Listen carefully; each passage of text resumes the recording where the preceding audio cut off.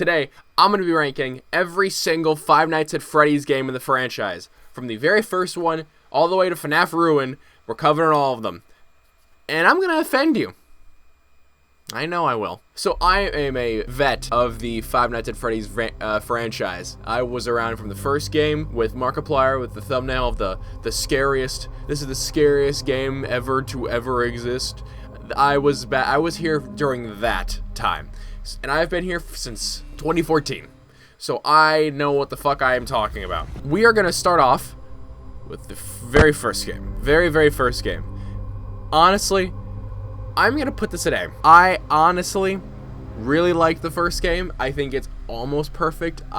You know what? No, I'm leaving it there. I always felt like the first game was very solid. It was really good. It was excellent. I really liked the models in the game, and it's actually, if I believe, it's the only Five Nights at Freddy's game to have the models jump scare you in the game. It's not just PNGs jumping at you at the screen. So for that, it is A.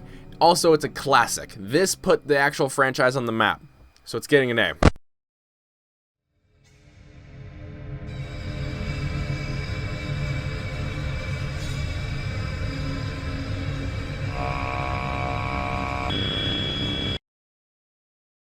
Five Nights at Freddy's 2. I love Five Nights at Freddy's 2. I think story-wise it's really cool. I think gameplay and graphics-wise it's really solid. From the original 4 from FNAF 1 through 4 that came out between 2014 and 2016, this is my favorite. This is getting an S. Five Nights at Freddy's 3. Holy shit. I have mixed feelings on this game. Story-wise, it is really cool, and I really like how some of the story is portrayed. I believe this is the one with the tiles on the walls that you have to press to be 1987 like it's a fucking telephone. The gameplay is the gameplay. It sucks. I hated it, and I still don't really want to ever play this game ever again. Just terrible. Just fucking terrible. D.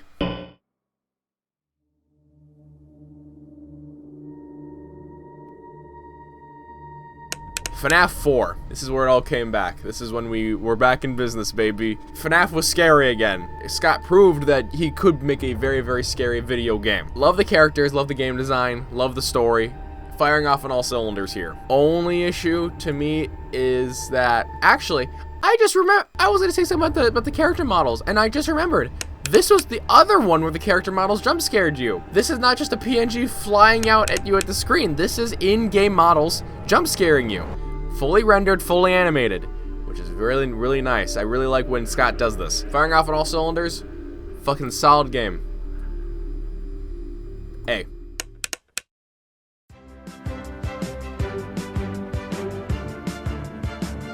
I never played FNAF World.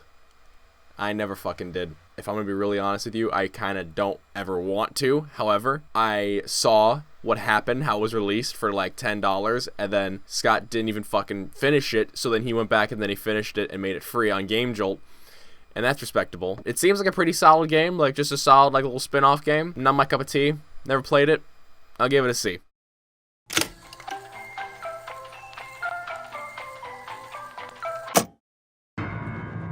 Sister Location. I liked the game when it came out. The gameplay after a while got really repetitive just because certain sections fucking made me want to rip my goddamn hair out. Overall, really like the story. Gameplay, not the best. Solid B. FNAF AR. It's a mobile game. C.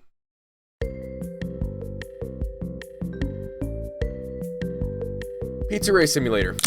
This is where everything should have ended. This is where the whole franchise could have ended if Scott really wanted to. Everything had a nice fucking end, a nice conclusion. We were all set. Everything was set to just be done and he could move on. Loved the aspects that it was both a FNAF game and also a tycoon game. That was a really smart move. And honestly, it was jam-packed full of references and little quirky things and story. Solid gameplay, solid story, solid voice acting. I like this. I think it's solid. A solid A.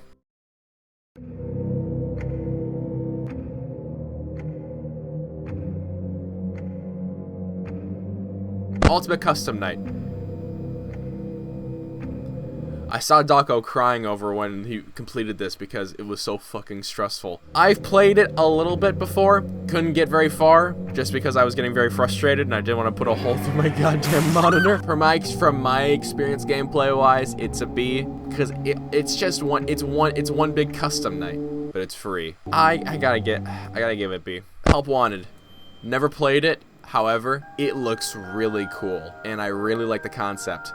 And this is where shit started getting real with the science fiction element, with Glitch Trap and Vanessa, and this game set up Security Breach. I really liked watching people play this game back in 2018, 2019 when this thing came out. I really want to play it at some point, but VR headsets are getting very expensive nowadays, and I really just can't afford it.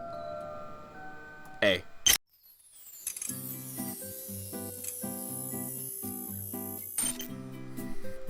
Here's where I'm going to start making... If I haven't made you upset already, I'm about to make you fucking furious.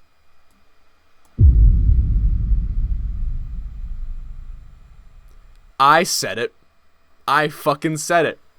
I don't give a shit what you think. Security Breach, I don't know if you've noticed the smorgasbord of shit I have from the get-go. I have felt like I was the only Security Breach enjoyer. Collector's edition with the goddamn Sun and Moon plushie. The original one, not the new one they released. This fucking YouTube's plushie. Look at how cool this shit is. Look at him.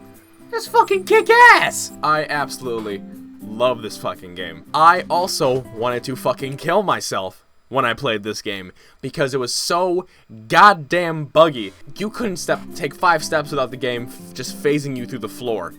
But that's what's kind of lovable about it, you know? It was a game-breaking game. It was lovingly frustrating. Also, it was I could collect things, and my ADHD brain really likes collecting things and completing things. I've completed this game 2 times. One time on PC, one time on PlayStation 4, and got all the achievements. I love this game. I love how TikTok took this game and everyone loved Security Breach for a solid 3 or 4 months from the holiday of 21 to 22. Loved it. Loved every minute of it. Peak Five Nights at Freddy's. S. Ruin. I also adore Ruin. I think it delivers on the horror that I know a lot of people wanted Security Breach to have. For me, I loved it. I loved the story, I loved the mechanics. They really went back to the drawing board and they made sure that they knew what they were trying to do this time.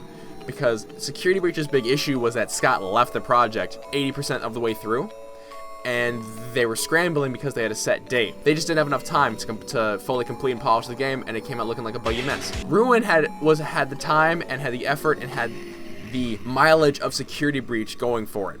And they went to the back of the drawing board and they made fucking terrifying character models for the animatronics. The music was fucking...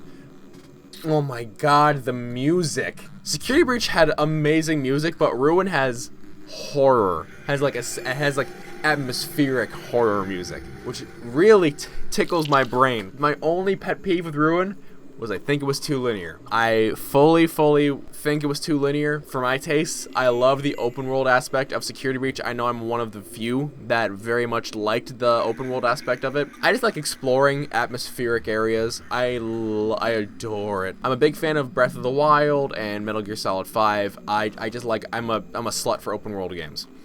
So Ruin's going an S. But a kind of lower S just because of that open world aspect that's missing. And there is my tier list. Let me know if you disagree. Argue with me in the comments. I don't give a shit. Fuck you. I have been a vet all through every fucking game, and I've played almost every one of them. So my opinion matters more than yours. That has been the Five Nights at Freddy's video game tier list. I hope you guys enjoyed. Or you didn't. I don't care. This is my opinion. Let me know what you guys think in the comments. I'm gonna link this tier list down below so you can make your own, and you can then show me yours on Twitter and argue with me there. Hope you guys enjoyed, and I will see all of you excellent people in the next one. See you guys!